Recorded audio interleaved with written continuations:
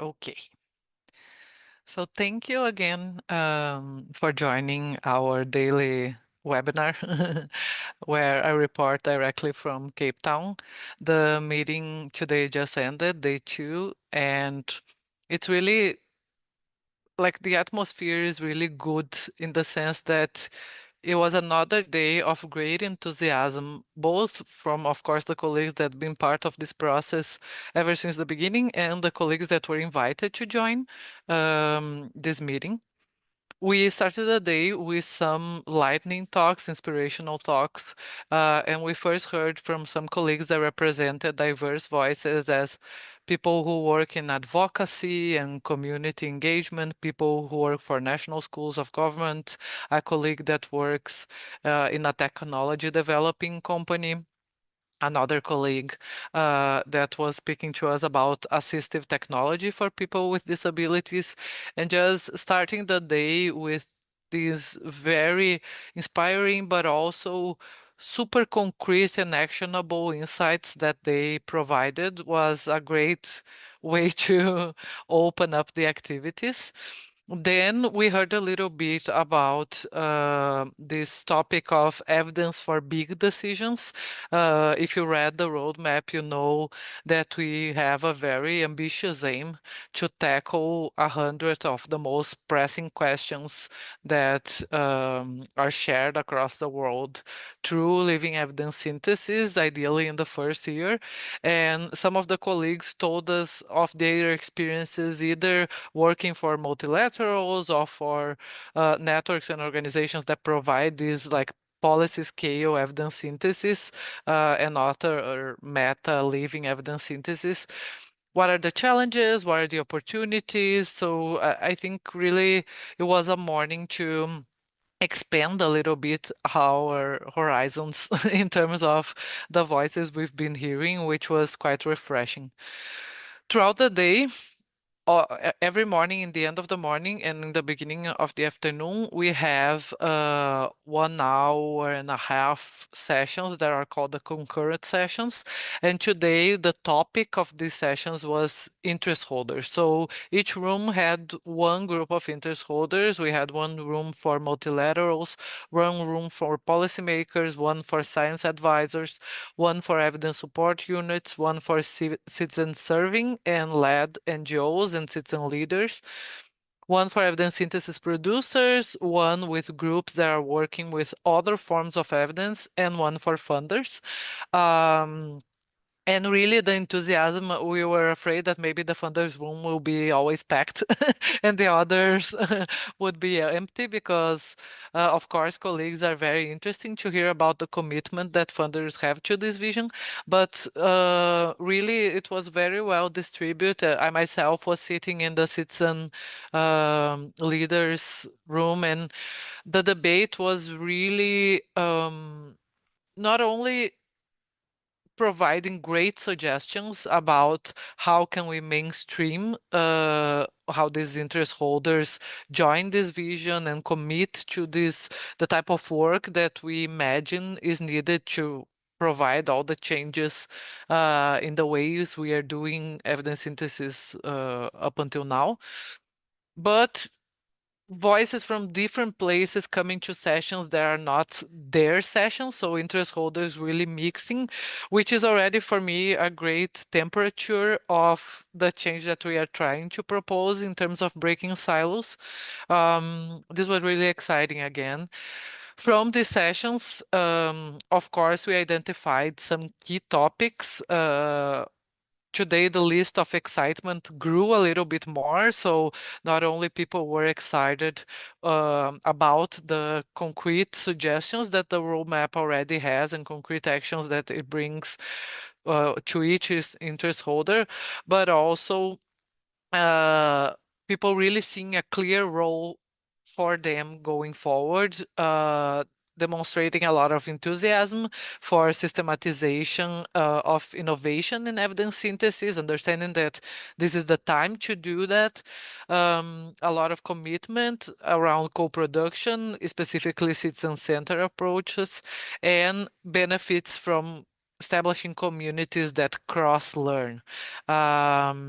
And then finally, we had, as yesterday, some dilemmas that we identified that were really important to bring to the final planner, which is always the moment of consensus building and where we are talking about these key challenges and what is suggestions as a community on how we can tackle them. And the first one that was really expected for this day is, of course, many people in this community are evidence producers and represent the supply side of this conversation. And then we had one conversation, is the roadmap focusing enough on the demand side? And demand side, as we say, is not only, of course, policymakers, which is a big group, including the ones working in multilaterals, but also citizens as demand side and other groups that we know could be up in front in this agenda. Um, and most groups concluded indeed that we can do more to respond to demand. We need to be more open to understand and co-create how this demand is presented, and maybe sometimes understand that not only the timeliness that people who are making decisions and are on demand side need, but also depending on the sectors, the different methods that will be required is something that we need to create. We talk a little bit about anticipating needs. So sometimes not posing only the questions that are urgent at this moment, but some level of forecast of where the challenges coming and being near the demand side, negotiating these needs, both the current and the anticipated ones.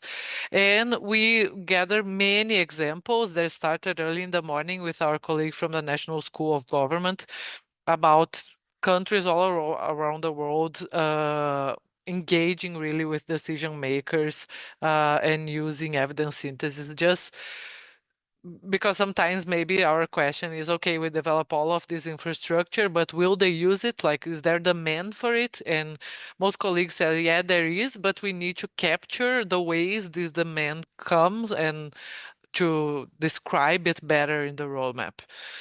Then the second major dilemma, and of course we will get to this, is the need to recognize that our main adversary, our main competition is ChatGPT and other tools that are really providing super rapid responses. They're easy to use in a way, and that in the end of the day have a certain level of accuracy that we know is not ideal. I wouldn't like make major decisions about a country based on what ChatGPT is telling me, but in the end of the day, policymakers are already relying on this.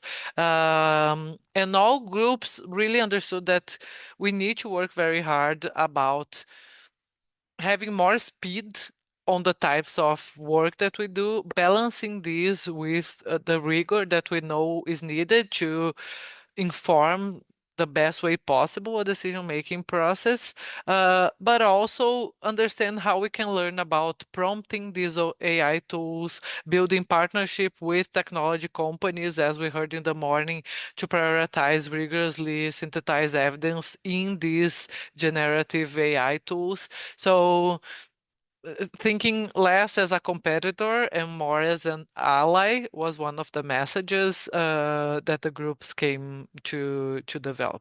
And finally, there is a like overall question about what is ESIC? And should we aim this process to have more ambition on the advocacy side? What is our role in terms of advocacy within, across, and beyond the community of communities that has been already mobilized? And all of the groups they were funny today because they were saying for most of these questions the answer is yes. And this is it, like yes, we should have more ambition in terms of advocacy. And people said that in the roadmap we need to address more specifically this core mission that is advocacy, and advocacy not only in terms of bringing awareness to different groups, but really helping groups to politically navigate what it means to like accept and work towards a world where evidence synthesis is living, is available in an actable manner, is something that we value as a very important piece of information as well. And they also agree that more preparatory work is needed about the incentives and values to shift or leverage different groups that we are trying to influence or to bring together. Specifically, colleagues were talking about, of course, the academic world, the publishers, that are groups that we need to bring to the table. Otherwise, they could, of course, pose barriers to achieving this vision. So we ended the day very much in this high note of mostly, I think people feel the roadmap uh, brings important points. The reports that the groups have been working on tackle some of the key points. In the small concurrent sessions, we have very specific suggestions on how to improve the roadmap that will be taken into account. And in these plenary moments where we are trying to build consensus among more tricky issues, um, people seem to be going in the same direction, which is good because we are in a big meeting full of diverse voices, and not necessarily this would be the case, but the sense of momentum and everybody together trying to bring this vision to fruition is still very much strong. So day two, yay, we got there. And tomorrow, we are going to have two big topics across the day. So the first big topic is equity. So we start the day with a session on early career, another session on the equity measures and commitments that we are willing to take. Then we'll go to concurrent sessions about regions and key topics that are cross-cutting with equity. And then in the afternoon, we'll have almost all rooms dedicated to the topic of equity. So trying to understand like equity and regional balance as key topics that are part of this change is something that we'll dedicate our time tomorrow. And hopefully we'll get to the end of day three with people feeling confident that they can endorse this vision, and we are developing throughout the days a charter that more or less positions how this group that came to Cape Town feels in the end of the day about the core values and principles that are stated going forward. We'll also have in the final session a moment to talk about next steps, which has been a big conversation here. How can people bring this to their day-to-day activities, to their organizations, commit to pushing this vision forward? So I see here in the chat box that Emma sent a comment around citizens knowing they can go to Cochrane rather than just ask ChatGPT their question. And this is very much the environment. Like uh, people need, of course, to build trust and need to understand the purpose that these organizations are serving. And if we have open spaces to develop technology that citizen can directly consult, that would be lovely, right? But how can we leverage the popularity that these tools already have? This was part of the debate later today. So yes, exciting. We are happy. Aside from the very, very bad weather, the climate inside is quite nice. But do you have any comments, questions, anything that I can help you um, figure out about these days, or something that you're curious about day three before it arises?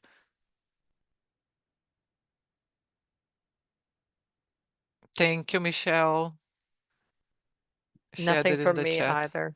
That's Just lovely. thank you. I'd like to hear about the energy as well in the space because Yeah. as I'm here, I can't help but wonder what the overall sort of feeling of being together is. So it's good to know that there's still momentum and good energy and Yes, agreement and just this kind of uh I want to say like intensity, I suppose, in the process. And the structure, indeed. like it I think the structure of the event is it seems to be going well so that there are fruitful discussions happening.